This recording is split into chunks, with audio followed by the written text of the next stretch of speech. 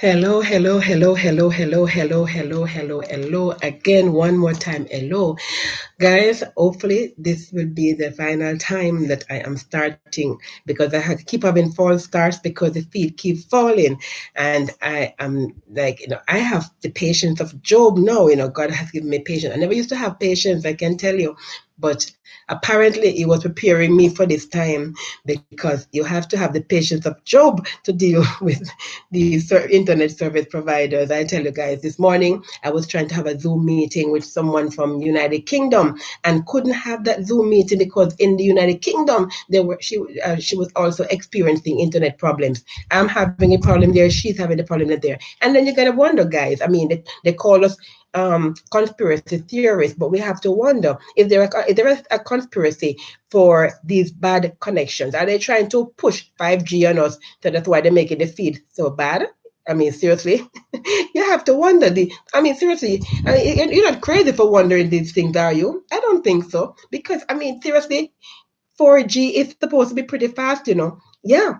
So why is it that we're using 4G network and LTE network and we're having, all these challenges? You were watching the press briefing on Monday, right? And you saw that even at the office of the Prime Minister, they were having internet challenges there too. Yeah, isn't it time now we had some competition at Flow and Digital get some competition, man? Seriously speaking, we can't be going through this all the time, right? Consistently going through all this. We gotta do something, yeah. Anyway, guys, welcome to Omega Live with JJ, Woman Without Borders. It is Wednesday, May 13th, 2020.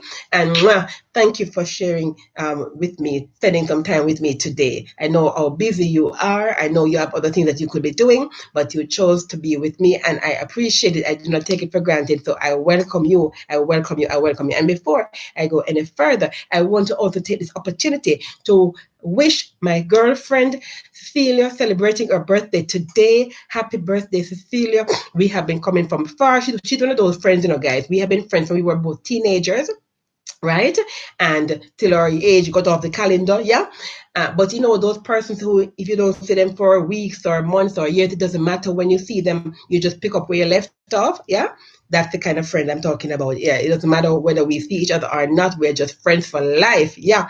And so, Cecilia, even though I have, I'm gonna be out of tune a little bit, but I gotta sing for you. Happy birthday to you.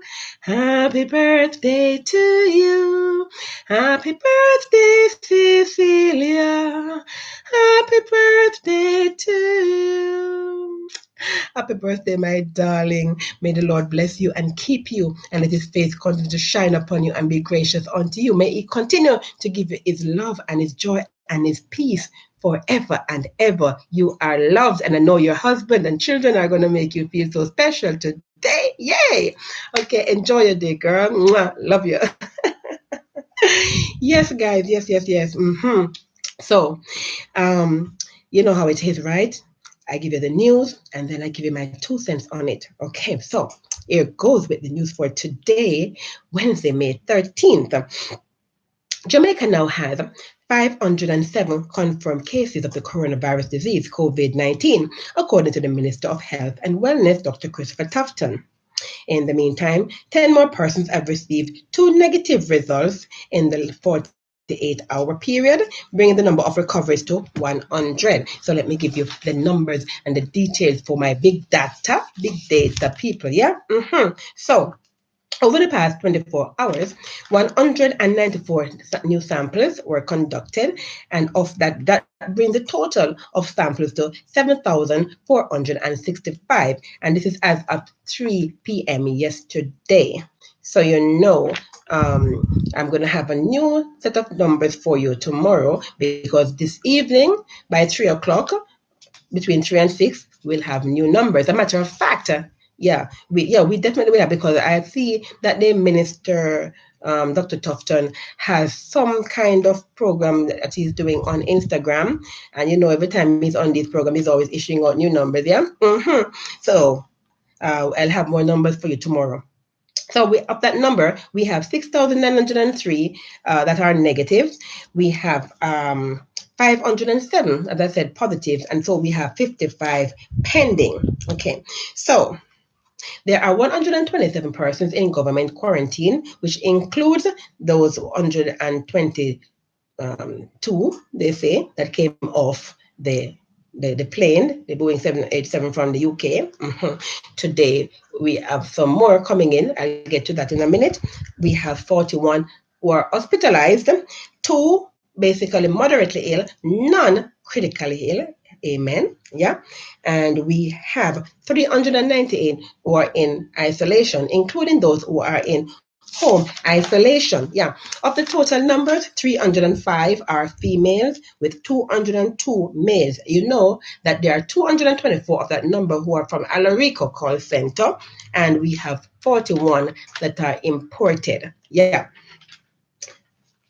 Okay, so that's my big data number. I have questions though. I have a question.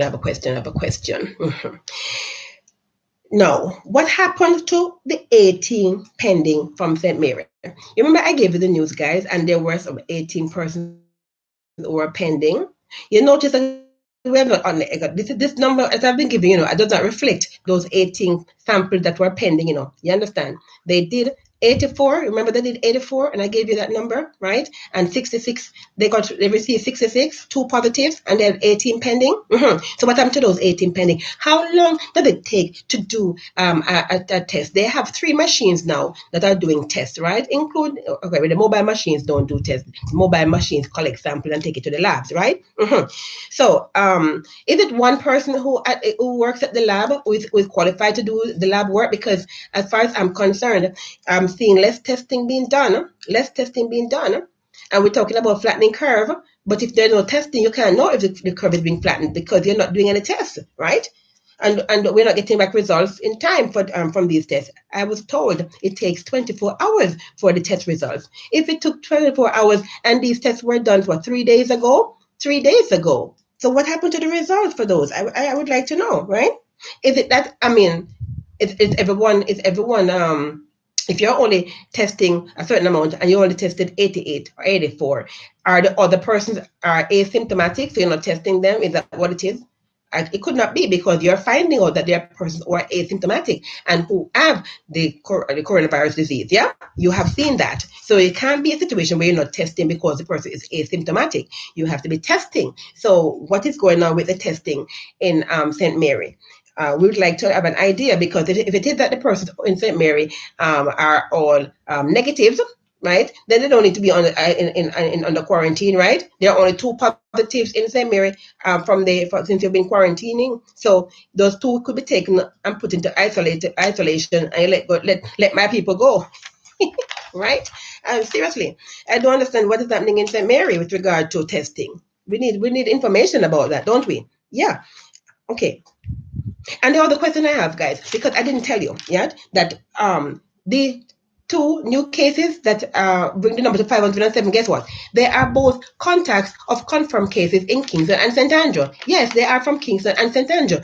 And you see how often these days Kingston and St. Andrew is coming up in the news with regard to COVID-19. So my question now is, what are we doing about the Kingston and St. Andrew cluster? Because we clearly have a cluster in Kingston and St. Andrew. So what's going on? What's happening? There are quite a bit of persons, a whole lot of persons in Kingston and St. Andrew who have the COVID-19. All right. And if we're going to have any community spread, and I'm going to give you that story later on from the CMO, then, you want to start from there in Kingston and St. Andrew, yeah? It's my parish, don't get me wrong, okay? I've only adopted Montego Bay, right? But at the same time, I'm saying we can't have so many persons and so many cases in Kingston and St. Andrew, and we're not hearing anything being done about it. Or we're hearing our new numbers, and they're from Kingston and St. Andrew, from Kingston and St. Andrew. What is being done about Kingston and St. Andrew? Huh? We know it's the financial capital of Jamaica. We know it is the capital of Jamaica. We know all parliament is there, etc., etc. But you got to work out the logistics and do something. Don't it? Yeah, man. All right, guys. So that is my little feel with regard to that story. Now, there's another story that I want to give to you. I can't give you the detail because I have not. I tried, guys. I did some research to find the story, but I couldn't find it. couldn't find the story. I could not find it on the internet anywhere. And everything I do is through the internet, right? Because that's the only technology that I have right now in terms of what I can do, right? I do everything on my little device, my little phone, my little smartphone. Everything has been done on it. You know that, right? So, after doing research, I could not find the story anywhere. So I just have to give you what I have, and what I have so far, what I got from Mellow FM this morning, guys, is that an elderly woman died at the Falmouth Hospital in Trelawney yesterday after her car crashed in the Salt Marsh area. Okay, apparently, according to the story, right, these are sketchy, but based on what I understand, is that she was driving, and when she got to the Salt Marsh area, she lost control of the vehicle for whatever reason. We don't know yet, because the investigation is ongoing. It's a developing story, and so they have to do the investigation, right? But apparently, based on what they say, dead man tell no tales. So based on what they have ascertained so far, she was driving, lost control of the vehicle. It ended up into the marsh over there. That area over there, right? That marshland area. The vehicle ended up over there. She was taken to the Falmouth Hospital, where she died. So sorry for our loss, for the loss, for the family's loss, really. And hopefully I'll have some more information to give you more details as to who this lady is, and so on and so forth. Like I said, information is sketchy with regard to that. Okay, what I do have details on, though, is this other sad story. Guys, I'm so sorry to tell you today. It's a sad story day. Yeah, lots of sad stories today. I'm so sorry, but it is what it is. The news is what it is, right? And so I have to give you this one. According to the CBS Miami, a student pilot died yesterday morning. This is Tuesday, right? May 12th, in a fiery crash in Miramar, Florida. And you're going to see why it is of interest to us. I mean, all stories are of interest to us, but especially this one, because according to the Gleaner report, he has been identified as a Jamaican Mark Daniel Scott. Yeah, according to the Federal Aviation Administration, the FAA, at approximately 9 a.m., the Piper PA-34 took off from the North Perry Airport, right? They said the pilot told air traffic controllers that he was attempting to return to the airport when the aircraft went down. So apparently he was still in communication as the plane was going down, mayday, mayday, yeah? Um, According to the Miramar spokeswoman, Tanya Ruse, our understanding is that there were mechanical issues and the plane was attempting to return to North Perry Airport, but was unable to make it to the airport and was attempting to land instead on the Pembroke Road. Yeah? The 25-year-old pilot, who resides in Miramar, clipped a power line in Arbor Cove when he tried to land on the road. Moments later, the plane crashed next to a shopping plaza at Pembroke Road and Ayatus Road and was engulfed in flames. According to the Miramar police, there were two men on board, Scott and the flight instructor. Scott, of course, did not survive, but the flight instructor was taken to the Memorial Regional Hospital in Hollywood with serious injuries.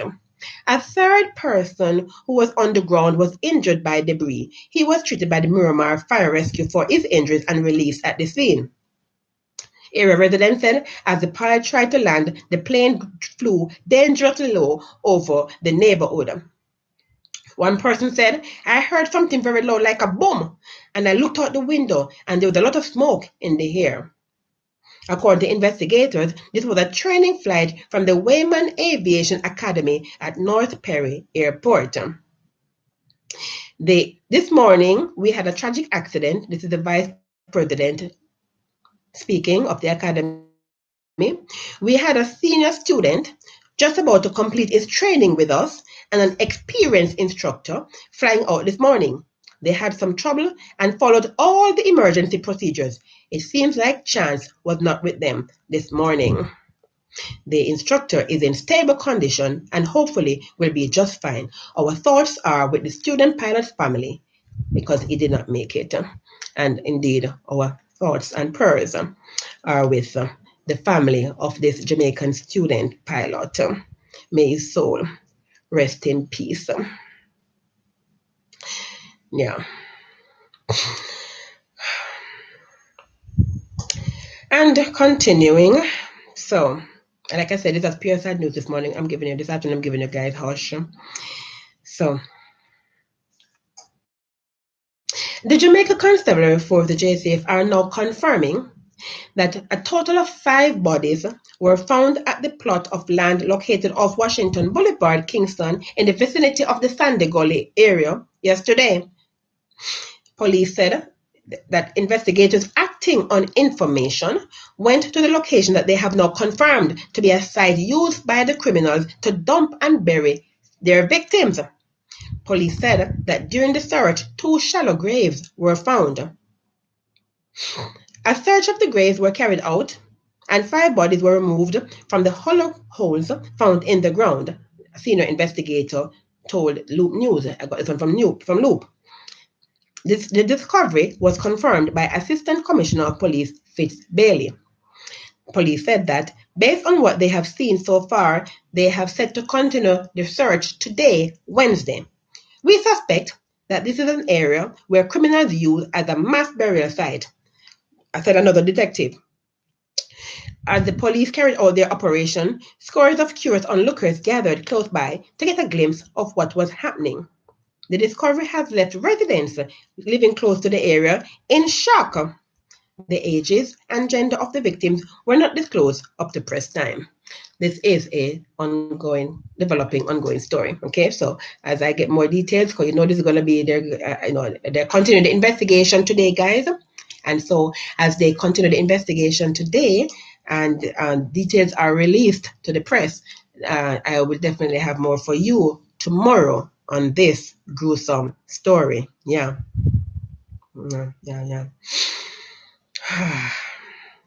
Okay, and so continuing with the news, I gotta give you this one also. This is not really a sad story, but depending on how you look at it, it's a matter of perspective, yeah. Anyways, according to the Minister of Foreign Affairs and Foreign Trade, the Honorable Senator Kamina Johnson-Smith, 192 Jamaicans are scheduled to arrive in the island today, Wednesday, May 13th. The flights will arrive from New York City and Fort Lauderdale, Florida. In addition, a defense attaché from the Canadian High Commission in Toronto will also arrive today from Toronto. So let me give you that full story. At a press conference at Jamaica House on Monday, May 11th, the foreign minister said, when travel restrictions had started, but before Jamaica's borders were closed, the Ministry of Foreign Affairs and Foreign Trade, in our engagement with our diplomatic corps, asked whether we would facilitate re-entry for diplomats critical to the operations of missions where they were impacted by travel restrictions. She explained that in light of the obligations of the host country to ensure the operations of residential missions, the matter was taken to Cabinet and it was agreed that Jamaica would facilitate their re-entry subject to their agreement to adhere to relevant health protocols, including quarantine for at least 14 days within the custody of the relevant diplomatic mission. She revealed that since the borders were closed on March 24th, the U.S. Ambassador to Jamaica, Donald Tapie, and a senior U.S. security official have been granted permission to land in Jamaica. She said also that it is under this same agreement that the defense attaché from the Canadian High Commission in Toronto will arrive today, Wednesday, May 23rd. Okay, and of course, and she also said that 2 flights with full capacity carrying 96 Jamaicans each will arrive today. They will be placed in quarantine, as was done with the cohort that arrived from the United Kingdom. This is, of course, an ongoing story, right? So you'll notice, guys, that they say no. So again, the information, this is the problem I'm having, guys, with these persons, seriously speaking, And I love, don't get me wrong, I love of all the ministers, but not of all the ministers, because I love more. But I do love Kamina Johnson-Smith. Reason being, I don't know her personally, but I've watched her enough. I've watched her in Parliament. I've listened to the debates. I've heard her speeches, right? And you get to know a lot about people, even though in Parliament, you're still under the microscope in terms of people watching you, but you tend in Parliament to not be always conscious that the camera is on you, and so you kind of let down your guard in Parliament a little bit more than you would in front of let's say, for example, a press release, a press conference, right? So I get to see a little bit, I see a little side of her in Parliament while she's in Parliament, while she's in the Senate, the Honorable Senate, and I've been noticing her, and I, because of who she is, based on what I've seen, I've gotten to like her. But at the same time, I wonder about these politicians in terms of what they are doing, in terms of the information that they're giving to the public. You understand? Because when you listen to them, it always seems as if they are hiding. They're always hiding things from the public, because they'll hold a press conference for an hour or two or three, and it's only, like I said yesterday, during the Q&A, right? The question and answer section by the reporter, by the press. That's when you're hearing certain things come out into the open, yeah? Because why is it that you can't tell us these things? Why would we have to prompt it and pull it out of you, yeah? So here it is now, we are told. Okay, so now she has to confess. I have to say that she has to confess, because she never upfront said it until when we asked. And then you are told that several persons, and remember guys, we have been told by the media that and other persons who have seen planes landing at the airport and wondering about this. And now we're being told, you understand, that flights are coming in, and flights are coming in all the time. So I'm saying, why is the airport closed, is my question, therefore. I mean, my question is, why is the airport closed? Because every week there is a flight coming into the island, right? And several flights too. You understand? Now she has come clean to say also that in addition to the two flights that are coming in from Fort Lauderdale and New York, there's another flight that is coming in from Toronto with the attaché, the defense attaché, right, from the High Commission, the Canadian High Commission, right, coming in to the island. That's the same protocol that was established for the other yeah. Okay, so now we have those two flights also coming in from the US, right, with 96 persons on each. Right, that makes it to 192, and we can only say allegedly, based on what they say, because like I said to you before, the one that came from UK was supposed to be 115. That's what we were told. Then one person said 119, one said 120. Then we finally heard it was 122. So at this point in time, we don't even know exactly how many persons came on the flight, because everybody gives us a different story, a different number, right? And it's only when we ask questions, like probing questions, that answers are given. We need more transparency. Don't you agree, guys? We need more transparency. I mean, here's my point. We all are entitled to have a private life, all of us. But when you're a public figure, you're not really entitled to a private life as it relates to things like these, right? This is public business, so to speak. Yeah. So why is it that you're being secretive about it? There's no need to be secretive about it. It's not your personal life. We're asking about your husband and your children, and whatever. That's your business. We're asking about public information. So why are you being secretive with public information? Yeah. That is what I don't understand. We need more transparency with that. We have no idea why you're withholding this information, because I don't see the need for withholding the information. What is it? Why you feel the need that you can't tell us the truth? Huh? Why? Why can't you tell us the truth? So, anyways, we welcome our brothers and sisters who are coming from the UK, from Fort Lauderdale, and from New York City. Okay, coming in today. I don't know if they've already landed. I don't think they've already landed, but they'll be coming in, or they should be coming in now, and about any time now, or any time after now, after this time rather. Okay, so we welcome them anyway, and we hope that all will be well. They will have a better experience than their compatriots who came in from the UK. By this, they should have everything sorted out, because I heard the minister say that they were given food, but not hot food. They were given cold food. And I heard the Prime Minister, when the question was asked, he tried to maintain his composure, but I could see that he was very annoyed with the question that was asked about the food, and talking about we being on the world stage and asking such, supposedly inconsequential questions. Those are very shallow. We want deeper questions. We don't want those shallow questions. But hello, they are not shallow questions, because for the man who is hungry, food is the most important thing to him. He wants to hear nothing else. I keep telling you guys have all studied Abraham Maslow's hierarchy of needs. You need to do a revision of it, okay? A refresher course of it to understand how the human psyche works. You understand? Okay? Yeah. So, food, while it might seem not to be a very, in the grand scheme of things, it might not seem to be so important. It is important, or very important to the man who is hungry. Absolutely, yeah. And so we hope that with this new set that is coming in today, you would have had all of that sorted out, and so they will not have any problems. Although it's a shorter flight, so they might not necessarily need to have, food might not be their issue. Well, let's hope there's nothing else that is their issue. They don't have any other issues. All the kinks will be sorted out. By this, we make mistakes, guys, but we learn from our mistakes. That's the point. We should be learning from our mistakes and not making the same mistakes twice. That's the point, yeah? So let's hope they work out all those kinks at the airport and get all those persons shuttled to wherever they're going to be put in government quarantine for the next 14 days, yeah? Welcome again. Welcome, welcome, welcome. Yeah, guys. So let me continue with the news for you. Yeah. Oh, I have to get the two international news for you. Before I finish this program, I have to give it two international news. But before I give you those two international news, let me give you the news from the CMO. Yes.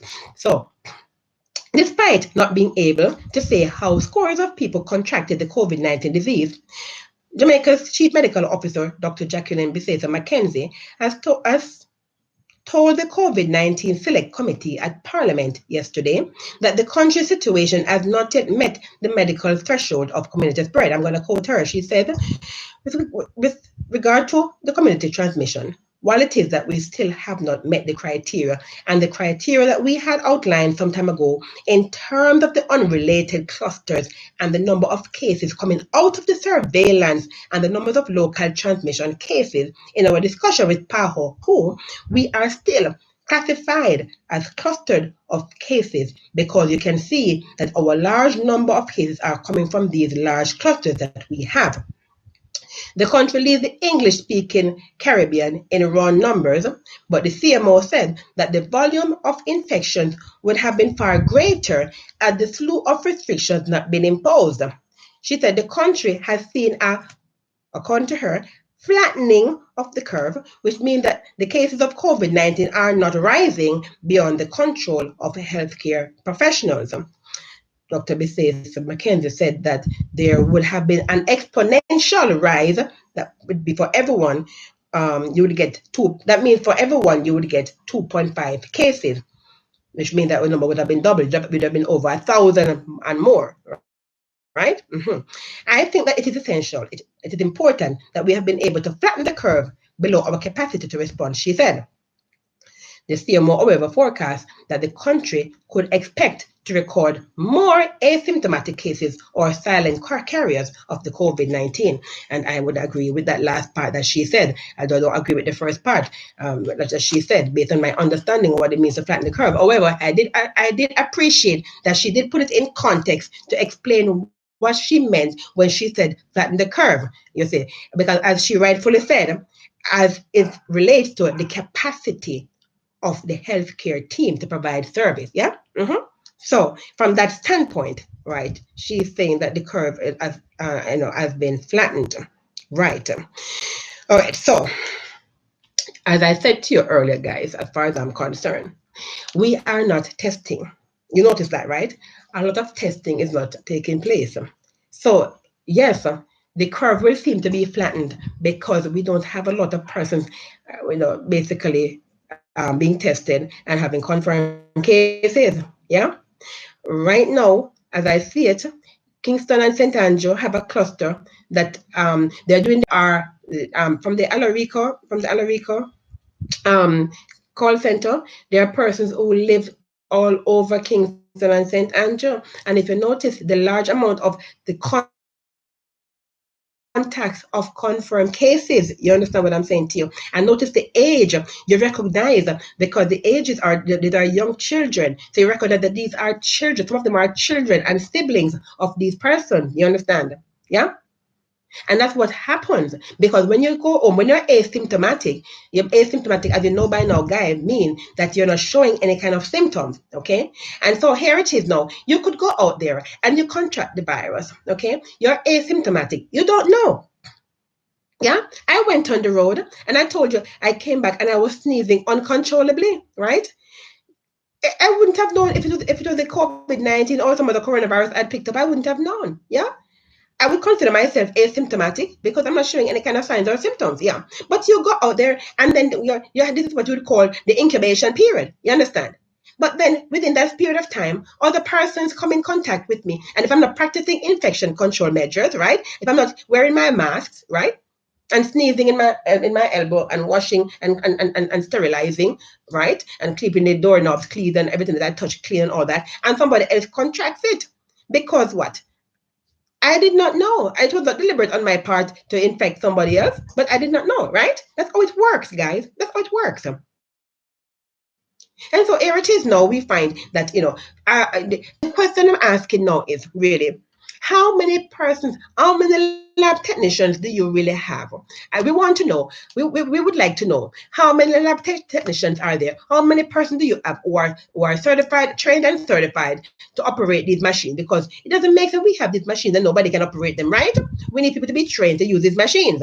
So the question is, one machine can test 300 plus person in a 6-day period. Another one can do the same in an 8-hour period and a 6-hour period, which means they can at least have 3 sets for a 24-hour period, which means they can have over 1,000 samples in a day. So the question is, we have 3 machines that's over 3,000 samples. So why is it that we're not testing more? Why do we have such little amount of testing being done? Right? And then we're being told that the curve is flattening. No, the curve is not flattening, only because that we're not having enough tests being done and persons to overwhelm the hospitals. You understand? Because you still have empty beds in the hospitals, specifically for COVID-19.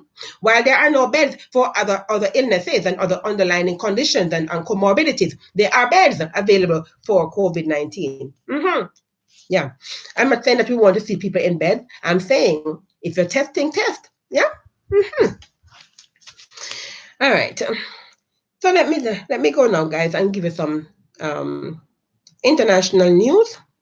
Okay. So, it's another sad one. Guys, I'm sorry. I'm gonna have to end the program. I gotta find something nice to tell you, man. I can't end the program with a sad news like this. There's a sad news that I can't end the program with. All right. So let me give you this. So, international news. In the United States of America now records 1.4 million confirmed cases of the COVID-19. They're now out to 1.4 million, with 237,000 recoveries and 83,082 deaths. Did you hear the amount of recoveries, guys, in comparison to the amount of cases that you have in the US of America? As I understand, let me finish and tell you, and let me tell you that part. That's what I'll tell you. And 83,082 deaths. Meanwhile, worldwide, across the world, there are 4.4 million confirmed cases with 294,000 deaths and 1.6 million recoveries, guys. So you notice here, right, that America, and when I say America, I mean United of America, not North America, including Canada, because Canada is also North America, right? We're talking about the US of A. A quarter of the confirmed cases in the world, guys, belong to the USA alone. You realize that, guys? And worldwide, we have 294,000 deaths. And in the US of A alone, we have almost 100,000 deaths, guys. You realize? Are you seeing these numbers when they put it in context like that? Wow. That's why, guys, as I understand it right now, people are clamoring they want to leave the US. They want to leave the US. But if borders are open, people will be taking planes in droves to get out of the US at this point in time. Because with this number and with pundits basically stating that they expect there is going to be a greater number in the fall, yeah, that's what that's what they're projecting. Although you wonder sometimes how they make these projections. Again, you know, it's when they bring in the conspiracy theorists again, yeah? Because your question is, what do you know that other people don't know? Because it's a novel coronavirus disease that you don't know anything about, supposedly, you understand? But you can give us these projections. Where are you getting this information from? How do you know? From where do you get information? How do you know that? Come fall, you're going to have a backlash, and you're going to have more persons coming down with the disease. And you know nothing of the disease. It keeps mutating, it keeps changing character, you say. Every day you give a different story about it. But you can tell me, although you don't know anything about it, that it's going to be with us in full force come fall. Yeah. Anyways, you know, our hearts go out to all the family members, you understand, who have lost. You see all these numbers, 294,000 worldwide people have died. That's a lot of funerals, that's a lot of persons, a lot of loved ones who are crying at this point in time. And our hearts go out to all those persons. Yeah, guys, it is why it's important, right? Regardless of, you know, your theory, it is important that when you go outside, you practice infection control measures inside and outside. As a matter of fact, but you don't go outside without your mask, guys, because remember, it is the entry, the portal of entry and the portal of exit. Okay. If I sneeze and I have my mask on, it's in the mask. You won't catch it. You understand what I'm saying to you? Yeah. And if you have it and you have your mask on and you sneeze, then I won't catch it. Yeah. That's the point. And if we wash our hands with soap and water, although I hear some people claim that soap and water don't kill the virus, and I'm like, okay, so you know, what are we supposed to do then, right? So you wash your hands with soap and water and make sure that you don't touch surfaces without to wash your hands first. You understand? And that will help to curtail. Remember, I told you in the chain of infection, and it's an infection like every other infection. You break the chain when at least one link is broken, the chain is broken, right? A chain is only as strong as its weakest link. If the link is broken, the chain is broken. The chain is no good if the link is broken. The same thing, all truth is parallel, okay? And so if you break the link, then you break the chain of infection, guys, all right? And remember, and if you have not, if you want to know more about that, remember I did an episode with that. You can go into my library and watch the episodes, guys. And when you go into the library, under each video in the description, I try to put, I list all the main stories in that particular episode, so you can just read it to see what I discussed on that particular day, and so you can know what to watch. Of course, I invite you to watch everything, watch it all, right? But if it is that you're trying to find something specifically, you can just look in the description and you will see exactly what was discussed on that particular day. Yeah? Okay, all right, guys. So I gotta give you this one. I'm gonna end the program today with this story. Excuse me. Yeah. And this is in St. Vincent, guys. St. Vincent.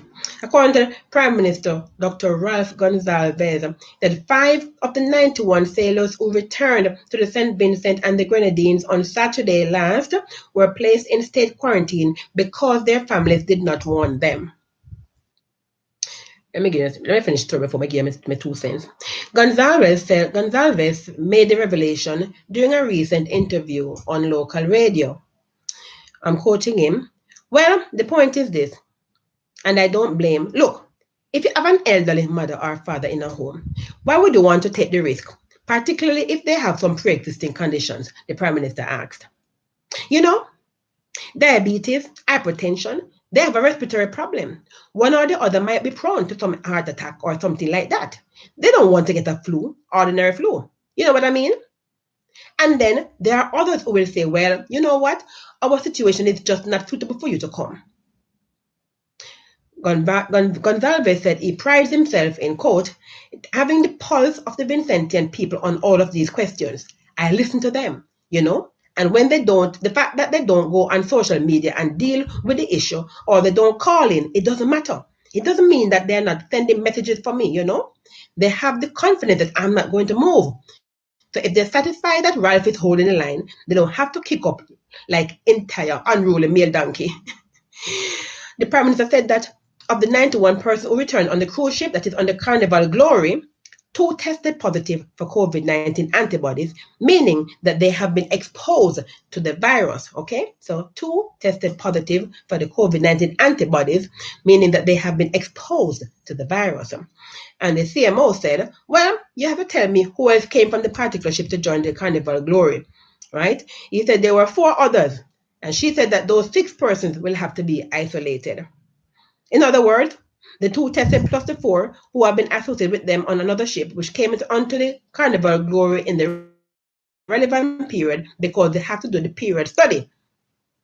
The Prime Minister said that the 6th person will be administered the more accurate PCR test because remember, the particular rapid tests which were done to the satisfaction of our authorities is 97% accurate. However, the PCR, which is the gold standard, is 99% accurate. He said that the persons were not taken to the isolation facility at Argyle because they're not sick for isolation, but we have a unit where we could isolate you. You're sick, but not sick for us, our specialized isolation unit. So you're put somewhere else. We have that facility. We have prepared that facility for precisely this kind of group, he said. All right, guys. I mean, when I read this story, I'm like, seriously speaking, I can I tell you something? Can I tell you something? Many, and I personally do it, and I know that we come down hard on our politicians, and with good reason, because many of them, we have to come down hard on them. But every once in a while, when you read stories about other politicians in other jurisdictions, you have to lift your hat to your own.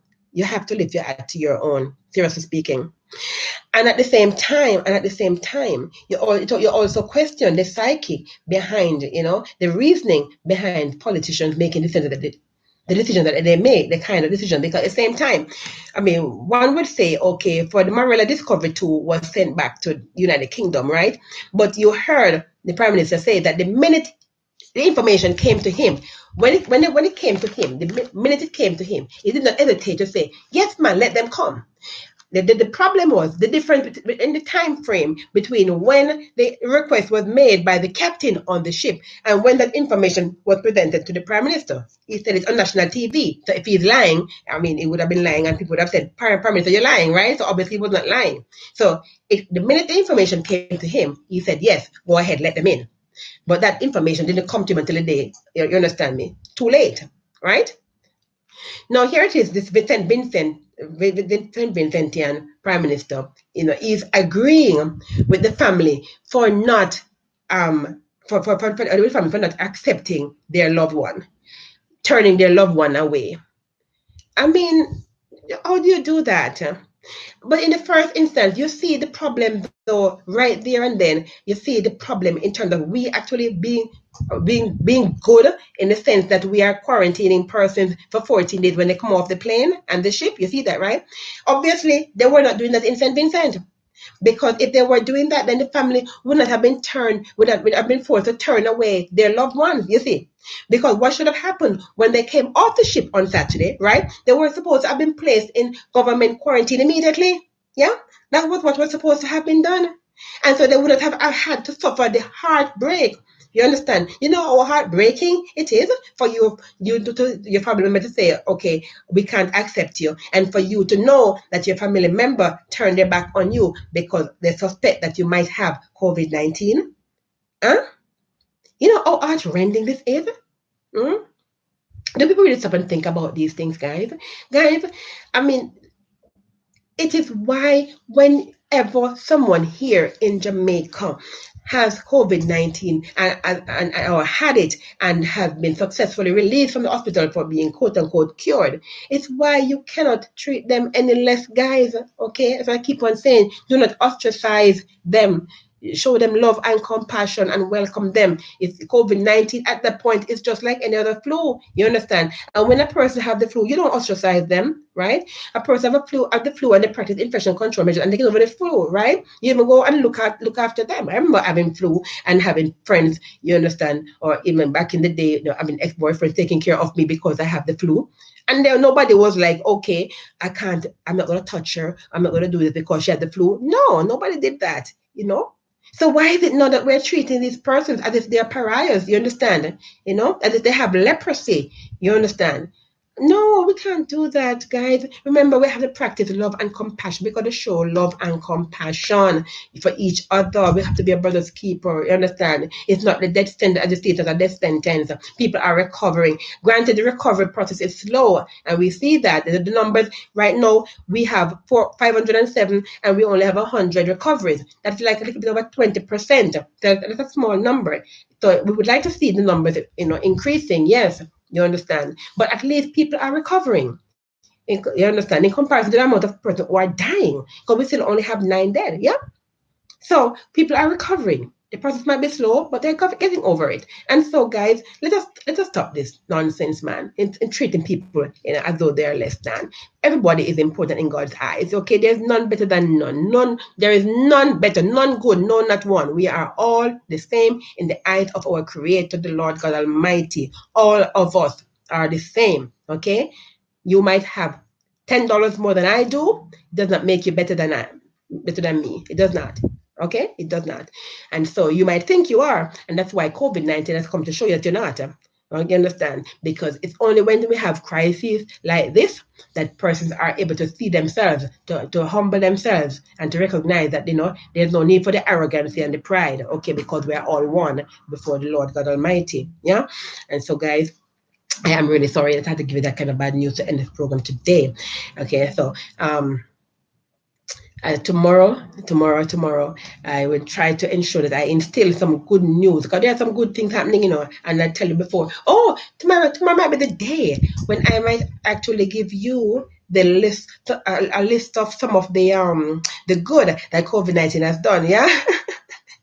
Yeah, because there are a lot of good things coming out of COVID-19, guys. It's not all bad news at all. There are some good news coming out of COVID-19.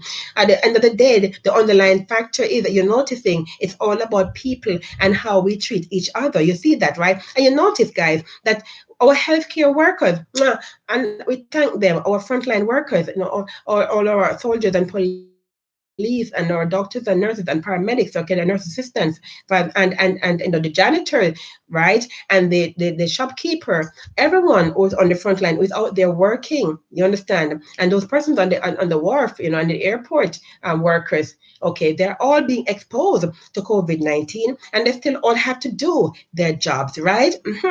Okay, and so we salute them. We thank you for the awesome work that you are doing, and continue to do the work, because we know that as much, and this is what I'm talking about, guys. This is what I'm talking about. So you have this one person who might do bad during COVID-19, but then you have these persons who are doing good during COVID-19. Yeah. Because a crisis brings out the best in us or the worst in us. And thank God it is bringing out more good than it is bringing out bad. Yeah. And so, yes, I have come to the end of the program for today, guys. I hope you enjoyed it. I hope you learned something from it.